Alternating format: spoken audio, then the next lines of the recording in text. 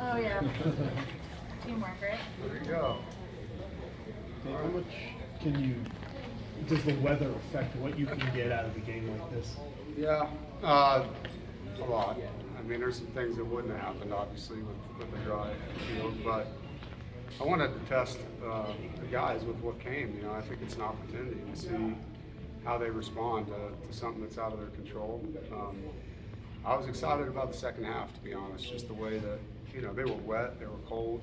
You see guys making plays, you know, and that to me is it's exciting. The mental toughness piece, the chemistry, those are just every now and then you get days like that where you can get out there. Does it, you know, give us a chance to really look at how we throw and catch the football? Probably not, you know.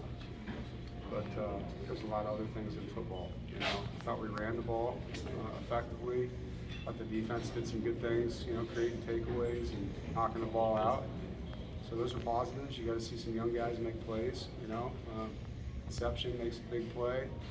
It's cool to see that. You know, Porter Rooks made some nice contact catches, which that's what he's going to have to be at times, you know, is to make those plays. So, you know, I'll watch the film and have a much better answer probably than I do right now. But unlike the fans, I'm kind of happy we got a chance to do this. We go in the stadium and play in the rain. I think it's going to be a huge recall thing for some guys.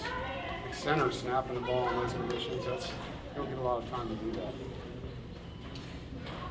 With the centers, I mean, you had Dawson and you had Ryland in the second half. What was it like to just build that depth?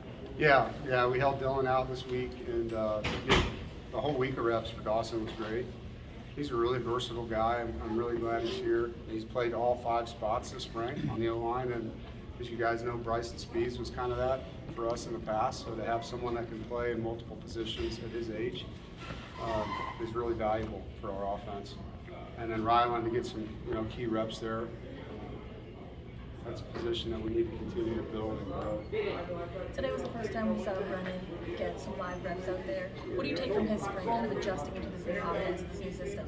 Well, you know, I think that today, I know there's some plays he wishes he had that. One of them wasn't on him. The back was supposed to sit and kept running, so he threw it to a guy that wasn't in the right spot, but the other one was on him. You know, I think the spring for him has been very consistent.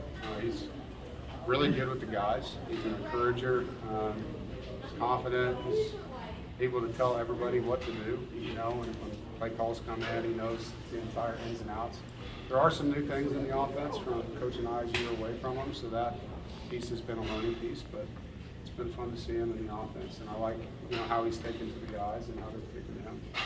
Ashford and Edmondson were able to create turnovers, and I know that's always a big emphasis for you in creating turnovers. Yeah. Even if it's against your own players. Yeah. Yeah, it's one of those deals like as a head coach, you're super excited for the defense on plays like that and you're mad at the offense, right? So, but yeah, we need to get the ball back. Like we led the league in interceptions 2 years in a row.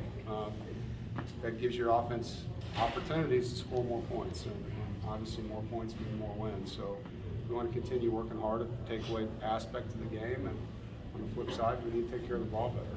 MJ looked a lot better in the second half of the first team than he did in the first half. How did you assess his second half performance? Yeah, he did some good things. You know, we got the run game going, which helps all quarterbacks, I think. And then he made some nice throws. You know, I think all 3 quarterbacks had some tough snap moments, which kind of screwed up their ability to get the footwork they needed on certain plays. But MJ's done a good job throughout the spring. He really has come in and learned a new system, and it's been fun just to see the chemistry of those 3 guys. I like how they all work together.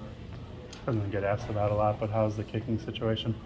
You know, Colin Chris Smith, Dunn? yeah, Colin Smith and Braden have been the most consistent of the 3, and so that competition will continue. Obviously, Colin will continue to be our kickoff guy as well, but that has been a good competition, a back and forth throughout the spring. And Camilla really started well, and then in the 2 scrimmages had a few misses. So this will be an important summer at that position. I think you guys all know that you can do a lot of things on the driving range that you can't do on the course, and practice for a kicker being the same as a game isn't even close. So that competition may carry a little ways, you know, see how many times we can get them in pressure situations. How surreal is this to know that this is your second decade at NC State And you know, obviously you're firmly ensconced here. You just made a donation. Where do you think you're at with that?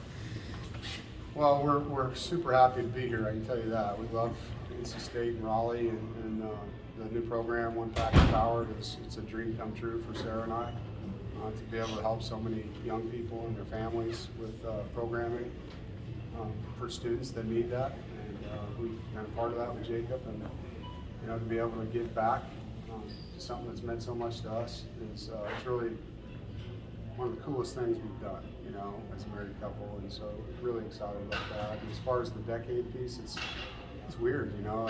We had all these former players back yesterday, over 100 of them, and some of the NFL guys, and I just got to see Joe Tooney down on the field, and those guys were part of the beginnings, and I owe them all a lot, and the relationships, the love between me and those guys, and to be able to say that, you know, that I'm 7th in tenure in college football, there's something to that, you know, and it's because I love working here, for one, but it's a great place to work. I mean, living in this city, living in this state, a lot of people would kill for that, you know, so I feel blessed to have the opportunity and look forward to continuing it. And still the same goal, I want to bring a championship to NC State, you know, and so that's continue working my butt off to make that happen. Do you feel you're more CEO now than, say, a decade ago? Yeah, for sure. I was a lot younger, a lot more involved. Was coaching more probably on the defensive side of the ball then.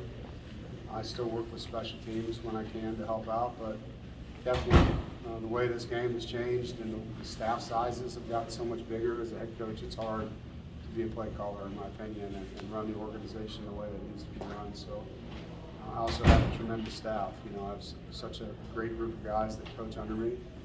So, you know, I feel like I need to be that. You know, I can be more of a recruiter and more of a motivator, more involved with the players on a day-to-day and making sure that people around me have what they need to be successful. Is that good, guys? All right, thank you all. Thank Enjoy you. your weekend.